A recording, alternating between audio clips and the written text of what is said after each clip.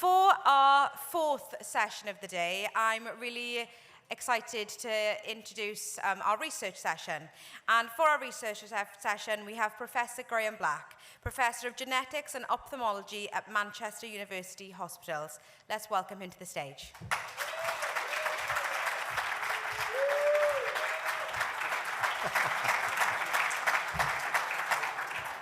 Well, that's the most enthusiastic welcome I've had for a while. So nice to see everyone. Quite a lot of familiar faces in the audience, old friends, colleagues, and of course everyone from Retina UK with whom I've worked for a long time. I got here just after lunch, and so I've just listened to the last session from our future leaders, and I have to say, I was promising once, but so impressive, really. So important to have science funded by Retina UK and to think of the facilities that they have at their fingertips is amazing, really. Also nice to see that we've got people based in London, people based in Scotland. Actually, in the UK, I think we're really lucky with the research facilities and the breadth of geography which is encompassed by that. A little bit later, we've got a Q&A with myself and my colleague who's sitting at the front, Panos Serginiotis. We work closely together. And we were talking, we were both Retina UK PhD students as well. We're medically qualified as well, but we were funded in the early part of our research career by Retina UK. And so that gives some perspective on it. And I think for my afternoon, I've been asked to talk about, it says here, progress at the forefront of inherited sight loss. And I wanted to start by giving a little bit of context, really, rather than getting down into detail straight away. And so I'll start by doing that and looking back for a while to try and get some idea of that and look at some of the progress that's been made over the last little while. I want to talk about our team in Manchester and what that actually feels like. And then, I mean, I'm going to be talking for about an hour and a half, I think, aren't I? Then talk a little bit about genetic testing, a little bit about treatments, although I'm quite sure that the Q&A will come up with both of those. And so I was a Retina UK PhD student, and that was 1994. So that's a while ago. It's not quite sort of geological time, but it's a while ago. But it does give us a chance to look back and understand over that period, and it's been an enormous privilege to work in the area of inherited eye diseases over that time, and to think, well, what didn't we know then? What have we learned, and how far have we come? I gave my first talk to Retina UK. It was in Brighton. I drove down to Brighton in 1992, actually. And I remember listening to a talk by Professor Alan Bird back at that time, and he thought that there might be 30 different types of retinal disorders. And we now know we've already discovered 300, and it doesn't seem to be slowing down. I was involved in trying to find bits of the genome, bits of our DNA, and I was working on a condition called X-linked retinitis pigmentosa that we'll hear more about. I might talk a little bit more about. But we didn't know anything about the X chromosome at that time. Since then, the Human Genome Project has completed. The sequencing of the human genome was completed. There was a big milestone with Clinton and Tony Blair around the millennium. But actually, our understanding has moved on enormously. in terms of diagnostics back then, it was possible. There were genetic labs, there was a small number of them, and they could look at chromosomes. And they looked at chromosomes for conditions like Down syndrome, for differences in numbers of chromosomes, but it was very, very coarse. Now, of course, many of you will have had genetic testing, and it's possible to do whole genome sequencing. Sequencing all of the DNA of all of the chromosomes takes a while. Not everybody has had it, but that progress over 30 years is genuinely, I think, staggering, really. Genetics is still a very young specialty. One of my colleagues was the first clinical geneticist in the UK. She retired this year. It's a very new specialty. Many of you will have known genetic counsellors and encountered genetic counsellors, and in Manchester, I'll come back to this, we're very lucky to have 3 extremely talented genetic counsellors working in the eye clinic with us. Actually, the first training scheme for genetic counsellors, the first people that came off the year I got my PhD 30 years ago. So if we look back, none of that existed 30 years. And yet, in some ways, I think, we can take that for granted. Not take it for granted, but allow that as some of the foundations of what we require in our clinical services. Genes had been discovered. One of the genes for retinitis pigmentosa had been discovered, rhodopsin, for dominant RP. Since then, I think it's about 280 have actually been defined, and it's become routine in many ways. Gene therapy had been discussed, it was thought about, but it was very much a theory. 2019, the first therapy was approved for retinitis pigmentosa, for Leber's congenital amaurosis, Luxturna for RPE65. Now that's only for one of those 300 conditions, of course. Nonetheless, it's a proof of principle, it's actual, and it works. And again, over that period, we've made progress so that the treatments are actually in the NHS, delivered in Manchester, in London, in Oxford. And so there's been massive progress. And that's a foundation on which we can build the next area of progress.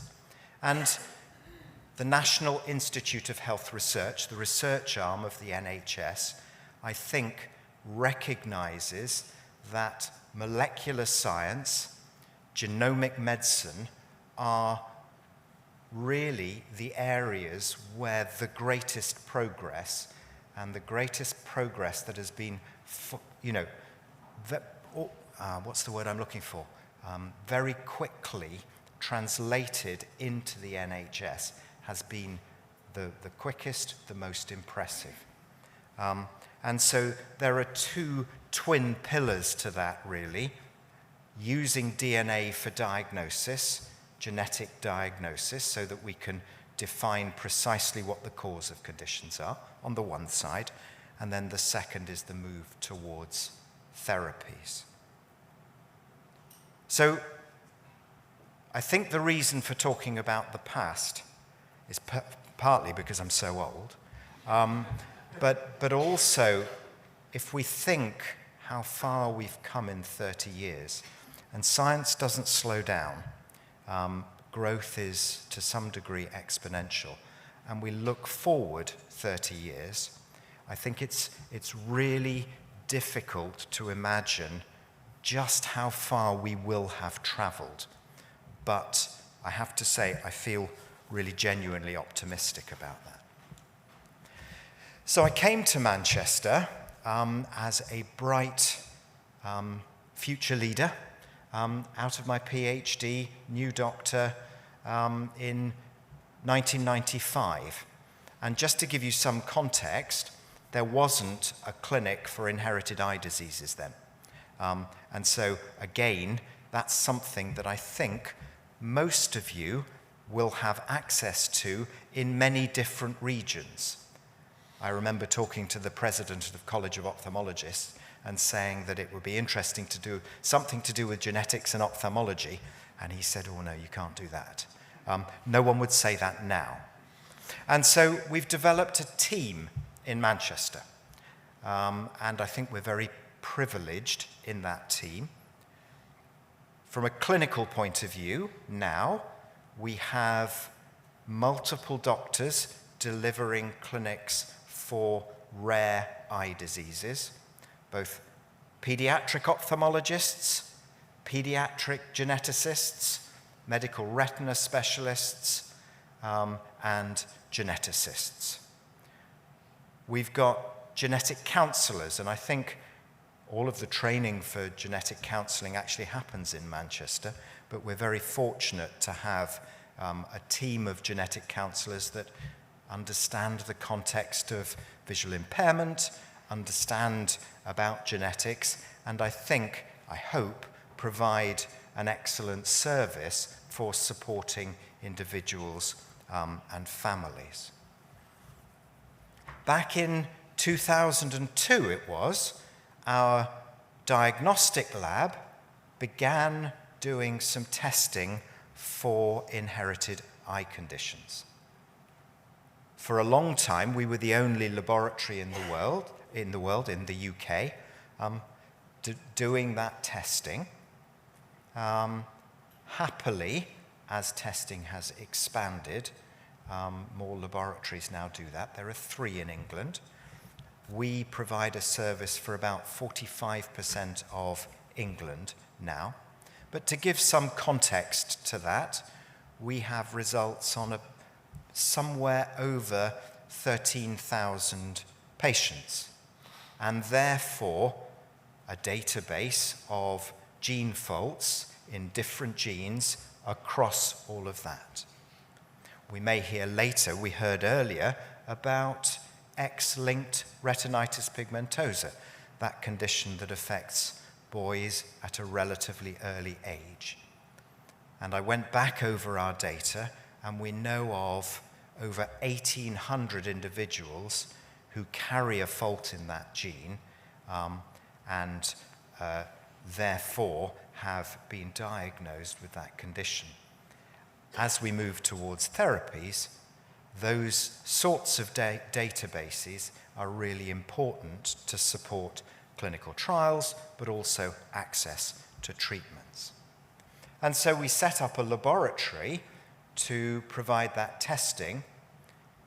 Just to give you some context, the Centre for Genomic Medicine, where it's based, has somewhere between 300 and 400 individuals working in it. It's an enormous undertaking.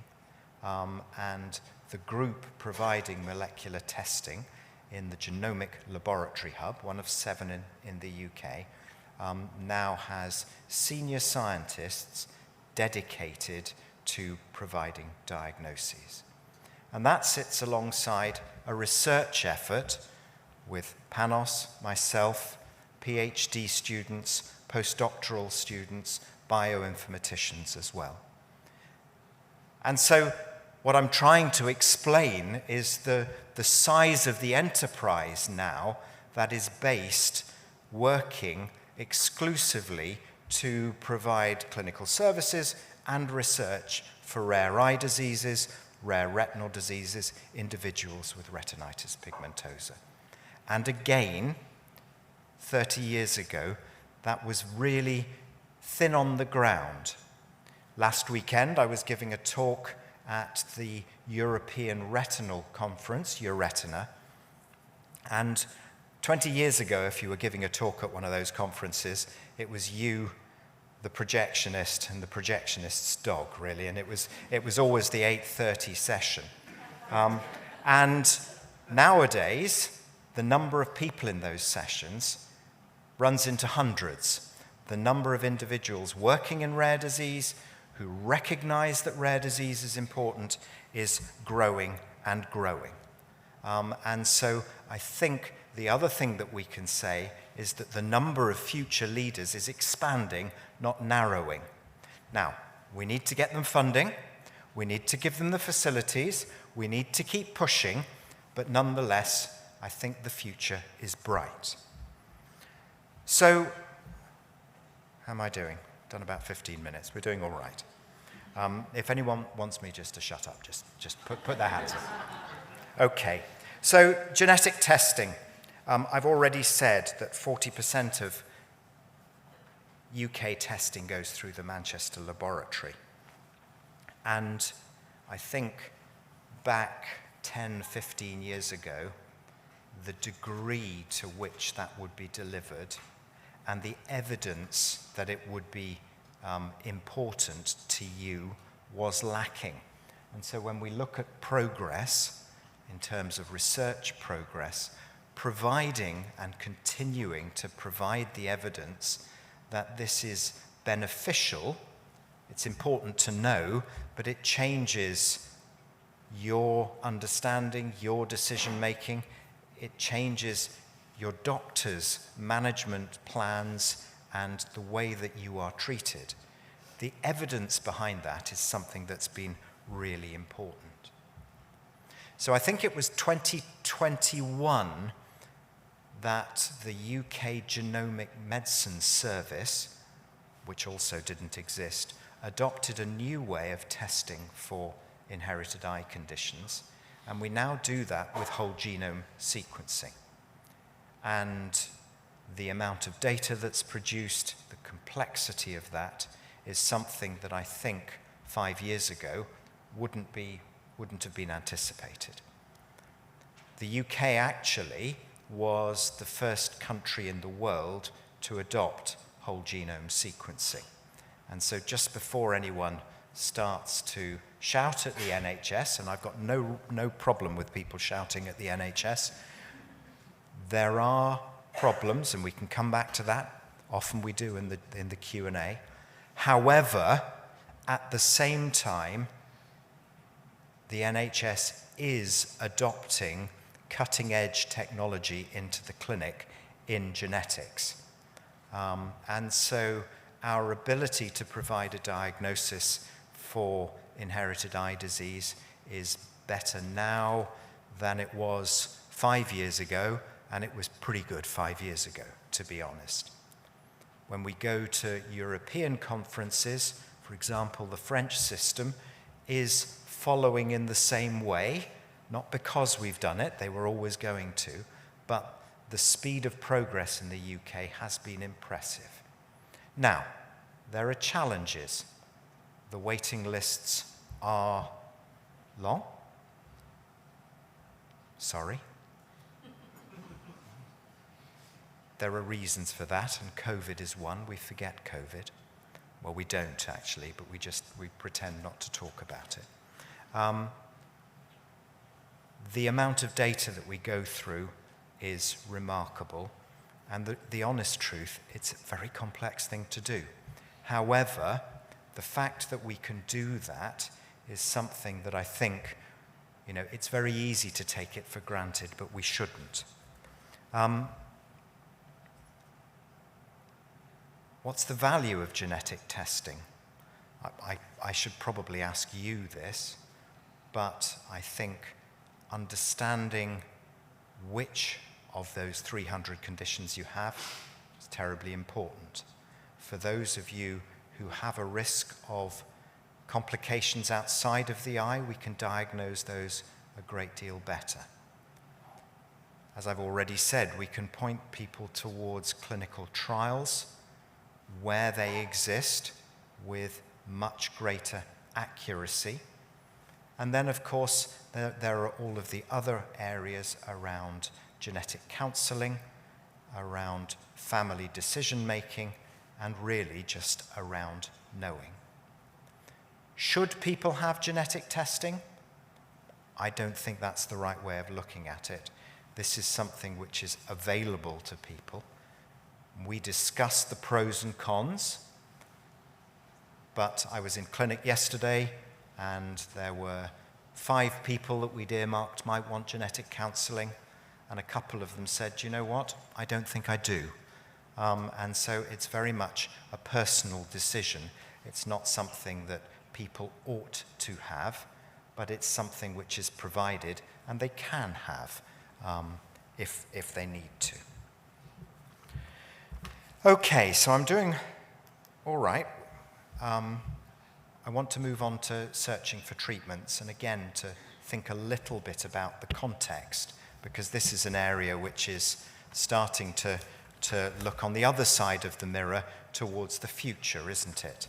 I've already said that the first treatment for retinitis pigmentosa was developed or was accredited in 2019, delivered in London, Oxford, and Manchester. So we should look at the wider context of that. The number of clinical trials for gene therapies is increasing. The number of genes included in those clinical trials is increasing. And there is optimism that RPE65 won't be sitting as the only gene that is available to treatment. I think I find measuring the future very difficult, and so I try not to talk in specifics.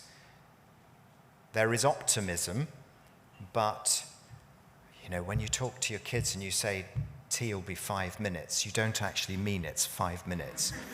It'll be, or in a while. You don't know how long it'll be. And I think a lot of you will have been told that, therapies will be there in 5 years. And I think that's the doctor's equivalent of a parental 5 minutes. There is optimism for the future that treatments, for example, for X-linked RP or choroideremia, might be the next ones to come. There are details, and details always take time. That said, one suspects that if it took a long time for the first therapy, the next one will be a bit quicker, the one after that a bit quicker, and we will see an acceleration. However, I'm just going to look through my pieces of paper. I've got 3 of them. Again, if we look back, cystic fibrosis, a relatively common, rare, inherited condition that there is a treatment for now where it didn't exist, well, even 5 years ago. This isn't a gene therapy. This is a gene modulating drug. It's made up of 3 drugs, actually. It's called Kaftrio. And it modulates the way that a channel works in the lungs.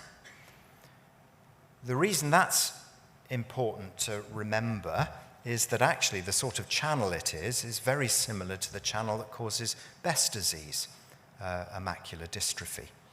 And so I think if we look across the playing field of rare diseases, there are lessons that we can learn from a condition as complex, as severe, as life-threatening as cystic fibrosis, and say, well, actually, if it's possible over there, it's entirely reasonable to expect in the fullness of time that that will be translated into other fields.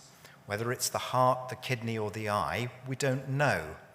But the life expectancy of those with cystic fibrosis, I read recently, is actually normal now. That's amazing.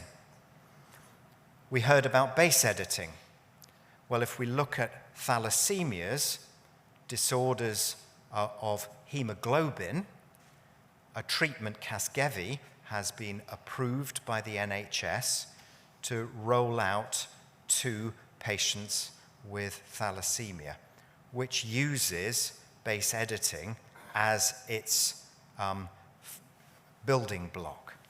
And so already we are learning some of the lessons of how to deliver that, where it will move, how quickly, we don't know, but it's happening, and that is terribly exciting.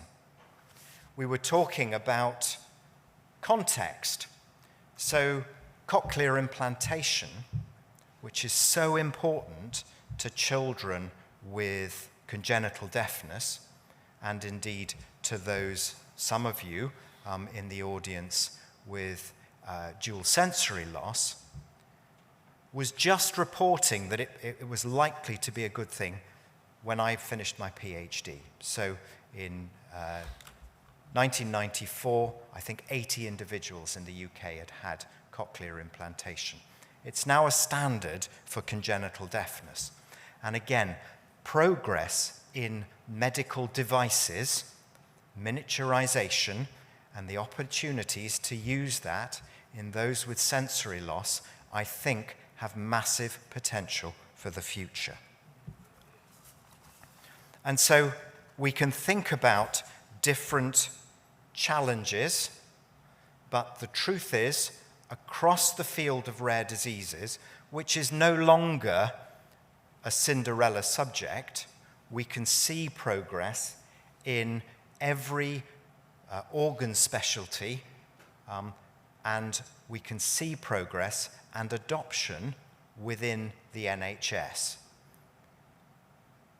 I think it should be noted that, where there is good evidence that therapies work, where they have an impact on quality of life, length of life, actually the National Institute for Clinical Excellence is very good, generally, at adopting those.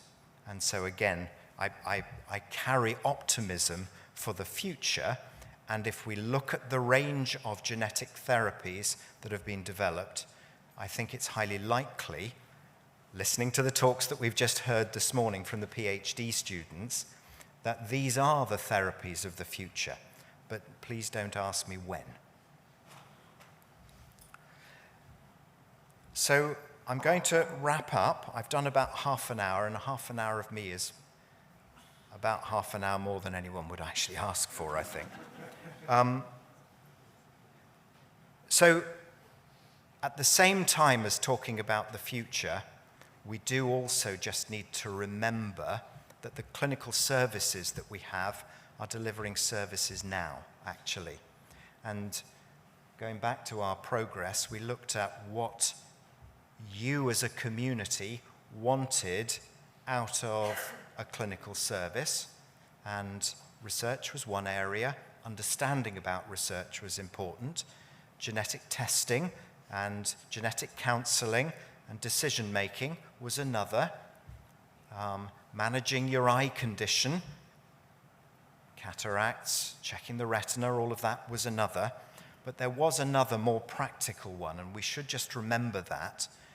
We're very lucky in Manchester to have all that I've said, but also to have eye clinic liaison officers that can work with you to try to support you with the nuts and bolts of daily life, to interact with visual impairment services, to interact with, to come back to where we are today, Retina UK, patient support unit groups, to make sure that where possible, the day-to-day issues are also dealt with. And that is an important part of our service that I think, in talking about the future, it is sometimes quite easy to overlook. And ensuring that you're integrated locally and ensuring that you maintain that integration is something that we try to do alongside keeping you informed. So, I've done just over half an hour. That is an introduction. I love coming to talk to you at these meetings. I haven't done it for a few years, actually. And to be reminded of why we're doing it, really. You've got us for the afternoon. Myself and Panos here will be here for Q&A, also our PhD students as well. But what I will do at this point is Thank you for your patience. I didn't hear any snoring. Thank you online, and pause. Thank you.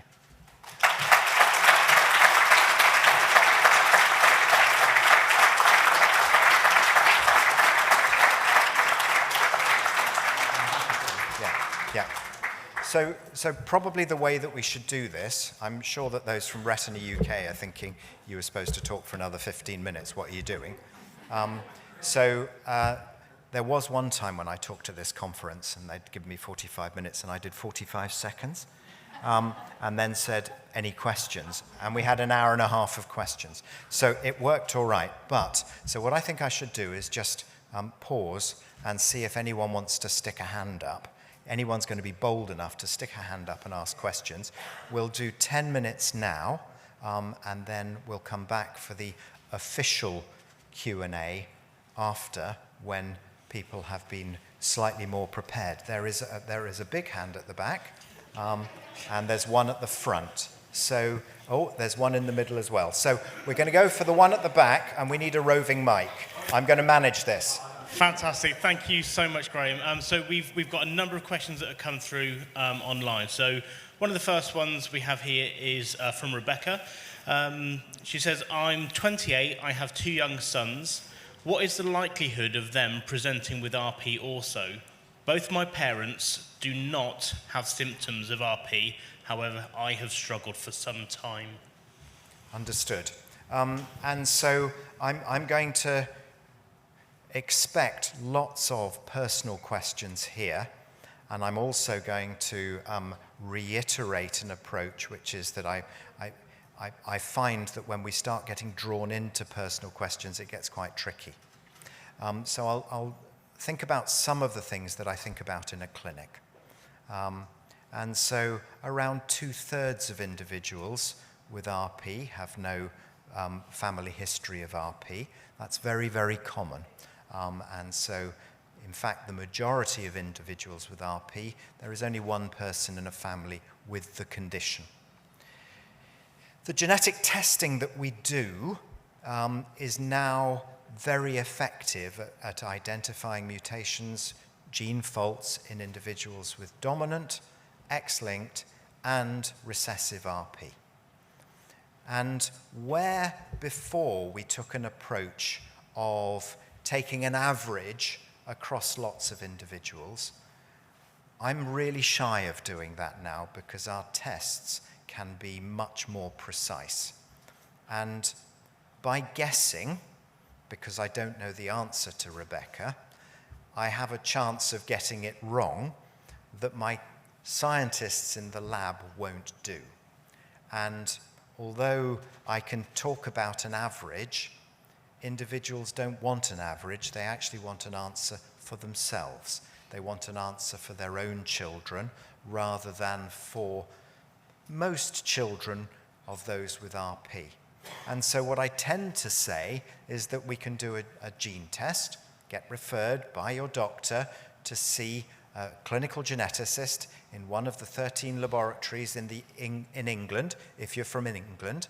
If you're from France, I don't know what the referral route is, sorry. But I think that rather than guess at that, because you want a specific answer and there is a test that can give it, that would be the route that I would suggest. Okay, so we had the lady from NASA at the front. Oh, sorry. Yes, I was, sorry, momentary brain blank. I was going to say, as someone who is a very keen guinea pig, I used to go to Aston University for the eye clinic, and medical students would be excited to get to look at real-life retinitis pigmentosa. What's the best way to assist research, well, both research and medical education? Is there a way to kind of, I guess, put forward my time in participating in studies or participating in education? Yeah, and I think that is a very common sentiment, that people want to participate, they want to help, and they want to promote research for the future. There are lots of different areas of research, I think. Some of the more obvious ones now are around clinical trials that are dependent on specific genes, if you like, looking at understanding what the natural history of conditions caused by a specific gene are, or in some cases participating in clinical trials. I can only speak about what we do in Manchester. We've got long lists of patients, and what we try to do is to contact as many people as we can who we know have given gene faults, generally alongside the criteria that are given by the clinical trials, which can be quite exacting. But rather than just picking out everyone beginning with A, we try to contact everyone, recognizing that not everyone can participate, not everyone is eligible to participate, but making sure that people know that we're out there. So we are very proactive in contacting people where we can. And that's one of the reasons, I think, that we maintain contact with patients on a regular but infrequent basis. By no means not the only reason. So that's one way. We can't contact everyone for every study. And so the studies are dependent on, some will be for those with very severe sight loss, some will be for those with very early sight loss with different forms. Does that answer your question a little bit, perhaps? Thank you very much. We've got a hand over on my left-hand side, coming along. There's one at the front on this side as well after. Yep. Hi, good afternoon. It's Devinder here. I have RPX2. I always feel like I'm doing a confession or saying too much. Okay. All the community, we probably had loads of claims over the years of cures, treatments. So I was just curious, slightly random one. What's your thoughts on Elon Musk and Neuralink and the claims that he makes about treating blindness? Oh, my life.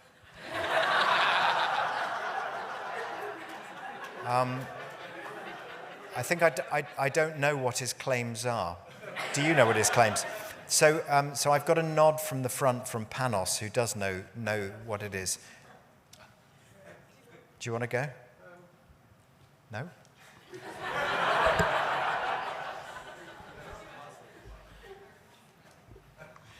Yeah, I was kind of expecting that question, I have to say. So yeah, when I saw that tweet, I was like, oh, okay.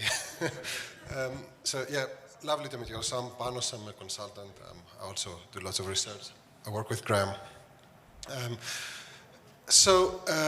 think there's lots of reasons why people make claims, and I think in that context, many times it's just trying to get this futuristic vision that would attract certain investment, a certain momentum in a specific area.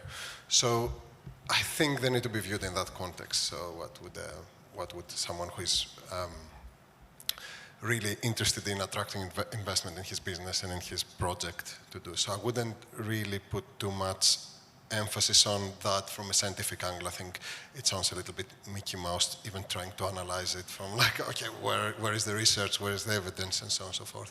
It's perhaps a vision. It's a vision that, we like being visionary, but it's perhaps a kind of vision that goes a step too far because it involves lots of brain function and lots of things that are totally unknown, and we need to go a little bit back. So from one side, it just brings emphasis into that area, and it brings investment into that area, and a focus, and lots of this Silicon Valley people getting interested into trying to treat visual problems.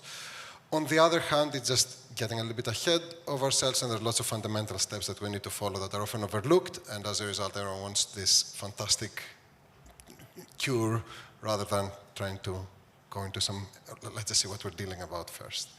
So I would just put it in context. I'll stop here. He will be ready in 25 years. Last question. Last question before whatever the next break is. Yeah. Thank you, yes. Thank you. Thanks a lot, Dr. Black, for your wonderful speech. That really very, very educational there. My question is this. Well, the future seems to be looking bright, for basically eye-related conditions. The only thing is the time can't be obviously guaranteed. But what I want to ask is, what about those who have completely lost their cones and rods and they're blind actually? And is any research being done in the direction basically to kind of give them some sight back, or it's something that, like, as a blind person, I can't hope for in the future? Yeah, I think that's such an important question. Thank you very much for it. And I really do think that although there's a lot of focus and a lot spoken about gene augmentation therapies to prevent sight loss, we really do need to remember that there are a large number of individuals who have lost rods and cones and who we need to think about strategies for improving their interaction with their environment and giving them support in some way. And I think that was my motivation for mentioning cochlear implantation and thinking about a device, an electronic mechanical device that interacts with nerve cells and enables individuals to interact with their environment and to use sound waves. And there was, about 10 years ago, the work on retinal implants. And those retinal implants were rudimentary, I think. But they did show that it was possible to develop devices that were able to use light and some of the structures of the eye to interact with their environment. Now, devices and miniaturization, we're in Manchester. Graphene and the development of single molecule nets that can transmit, electrical impulses, and also the use of molecules that can live in parts of the retina that aren't damaged by retinitis pigmentosa, so-called optogenetics, I think do genuinely give hope to our ability to provide, I don't think that's a treatment, but I think that is a device or a process that will be valuable to those who have lost so much sight. Again, I'm not going to say this is 5 minutes, but if you look at what's been done with optogenetics, if you look at what's been done with optical devices, and those devices enabled individuals to see letters. Now, the letters were about 2 feet tall, and it was rudimentary, but nonetheless, on one level, it was also remarkable to watch the videos of those. And I think over a period, miniaturization with those does offer hope to that. And I think that's an important area that we don't talk about as much as we ought. I hope that answers your question. Thank you, sir. Thanks a lot. Thank you. So, at that point, we've done a few questions. It's 3 o'clock. We haven't overrun, and it's important not to. We will be back at 20 past, which means start returning at 15:15, please, for the Q&A. Thank you very much.